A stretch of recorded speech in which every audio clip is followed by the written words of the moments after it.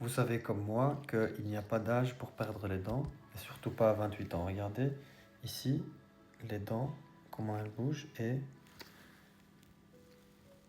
mes gros doigts qui cachent. Et vous voyez à quel point les dents sont mobiles. La dame a 28 ans. Donc les gens qui se posent la question, quand est-ce que la parodontite commence? Je vais vous dire, normalement on est avec, parce que c'est une maladie génétique.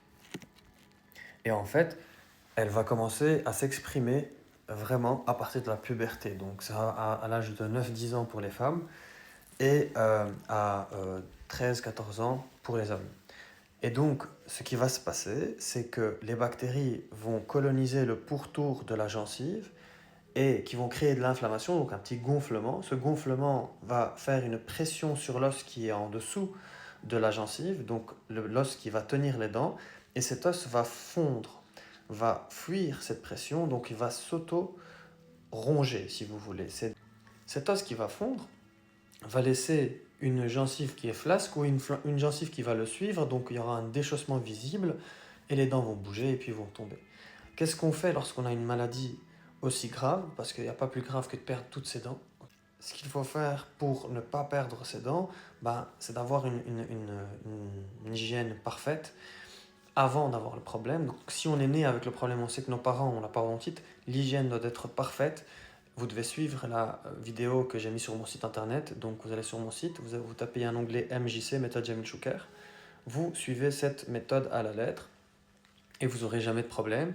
Pour les gens qui ont déjà une parodontite, donc qui saignent, qui ont des déchaussements, qui ont des dents, du tartre, qui ont des dents mobiles, ça, il faut une intervention en clinique et ensuite un entretien à vie à la maison. Mais il faut absolument qu'on intervienne en clinique. Comment? Donc, pas de surfaçage, pas de grattage des dents avec la petite curette manuelle parce que ça abîme le sément et ça empêche la régénération osseuse si la régénération osseuse est provoquée.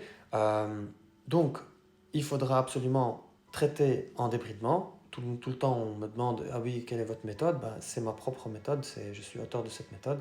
Elle s'appelle PCEM-PHS, mais on s'en fout du nom. Et on s'en fout qu'elle soit de moi ou de Jean-Jacques. Le but, c'est qu'elle soit efficace.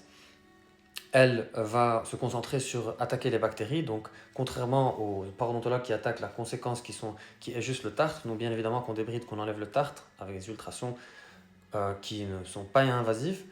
Et ensuite, on va utiliser une série d'étapes, qui on a un protocole de plus ou moins 16 étapes, qui vont détruire l'ensemble des bactéries paropathogènes et qui va remettre le déséquilibre, la dysbiose bactérienne en état. Donc la nature va reprendre son cours.